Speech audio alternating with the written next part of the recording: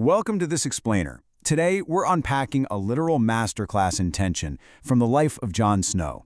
We're going to explore what happens when a terrifying, creeping supernatural mystery violently collides with an earth-shattering political shockwave. It's an impossible situation that forces a young man to choose between his blood family and his sworn vows. So, let's dive right in.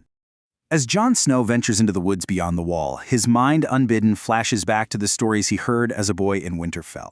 He remembers Old Nan warning, "Cold and dead they were, and they hated iron and fire and the touch of the sun."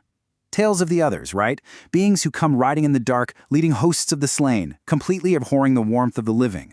It's a brilliant piece of foreshadowing, honestly, because what was once easily dismissed as just a scary story meant to make children shiver is about to become a visceral waking nightmare. Okay, let's dive into this first major thread, the ominous discovery out in the supposedly quiet woods. Just a half-day's ride from the safety of the Wall, a patrol stumbles onto a grim scene. Sir Jeremy Ricker identifies the violently butchered bodies as two of Benjen Stark's men, Othor and Jafer Flowers, who actually rode out half a year ago. Get this, Othor's flesh is blanched white as milk, except for his hands, which are pitch black. But the absolute most terrifying detail? It's their eyes.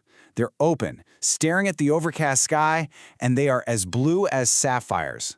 It's this stark, deeply unnatural coloration that leaves even the seasoned rangers quietly unnerved. Now, what's really fascinating here is how Samwell Tarly's nervous observations act as our forensic data points.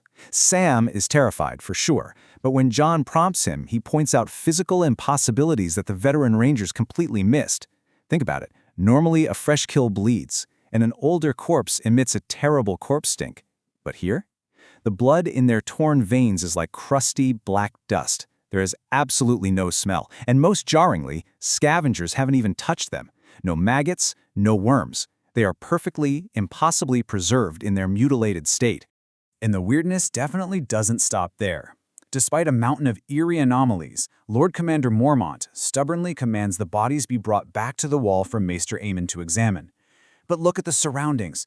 Ghost, Jon's direwolf, tracked the bodies perfectly, yet the kennel hounds absolutely refuse to go near them. They're yowling, fighting their leashes, and one even escapes into the trees. The horses are rolling their eyes in complete panic. Furthermore, Sam notes that despite these massive gaping axe wounds, there is zero blood on the ground. The physical evidence points to one terrifying conclusion. They didn't die here. They were placed here. Adding to all this unease is the weather. To put things into perspective, the realm has been basking in this spirit summer for literally 10 years. It's a deceptive warmth that the old man warned precedes a terrible winter. The air hangs heavy and humid, and the massive ice of the Wall is weeping copiously. Jon notes it just feels way too warm. This decade-long summer is ending, giving up its ghosts, and this brilliantly amplifies the tension. A decade of warmth makes the sudden, icy dread of these corpses feel that much more alien and wrong. But then, just as the supernatural dread peaks, our focus is violently snapped back to reality by a political shockwave. A raven arrives from the capital, and the atmosphere at Castle Black shifts violently from eerie mystery to sharp, urgent anxiety. Mormont pours Jon a cup of wine and delivers the harsh, devastating truth. King Robert, a man as strong as a bull, died hunting, and now Jon's father, Lord Eddard Stark, is locked in a dungeon, suddenly charged with treason against the new boy king, Joffrey. For Jon, it's an incomprehensible lie. He knows his father's unwavering honor, and this news hits him like a physical blow. And this perfectly illustrates the character crucible Jon is trapped in. He's squeezed right between two completely opposing forces. On one side, he feels the desperate pull of his blood. His father is in mortal danger, his sisters Arya and Sansa are alone in a hostile city, and his Winterfell heritage is screaming at him to act. But pushing back against that are his unyielding Night's Watch vows. Mormont coldly reminds him his duty is to the Watch. His old life ended when he took the Black, and whatever happens in King's Landing is forced neutrality. Jon is utterly paralyzed by this clash. As you might expect, this emotional pressure cooker pushes a brother to his absolute breaking point. During the evening meal, the tension just explodes. The common hall goes completely silent with averted eyes. His friends rally around him. Sam even offers to pray to the old gods with him. But then Sir Alliser Thorne cruelly taunts him. His laughter cuts through the hall like a whip. calling Jon not only a bastard, but a traitor's bastard. Well, Jon's fiery temper snaps. In the blink of an eye, he vaults the table, dagger in hand, violently slashing at Thorne's face. It takes 3 of his friends to wrestle him down. He's immediately disarmed and confined to his sleeping cell under guard. Stripped of his sword and isolated in the dark, his worldly problems fade away as the dead awaken. Let's trace how rapidly this escalates.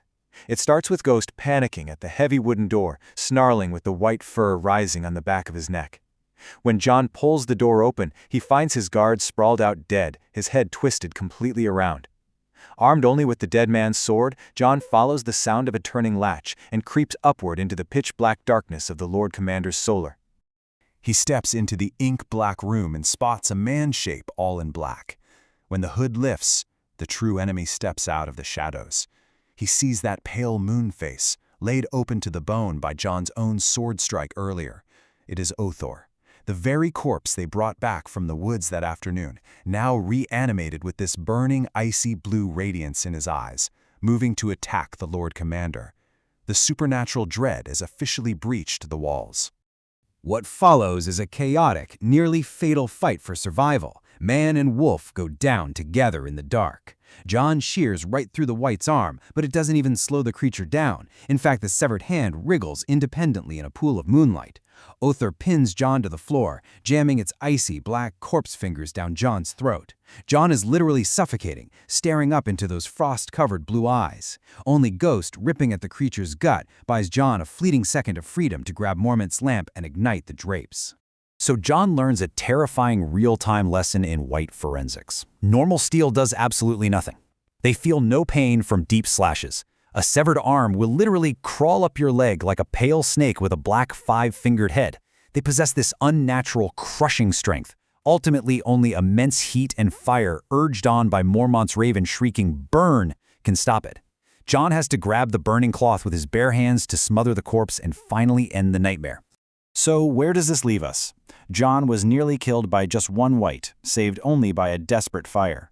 With King's Landing descending into political chaos, making the realm completely blind to the threat in the north, and the 10-year spirit summer finally giving up its ghosts to the encroaching winter, we have to ask, if regular steel can stop them, and the cold is their natural domain, how on earth will the men of the Night's Watch survive a whole army of the dead?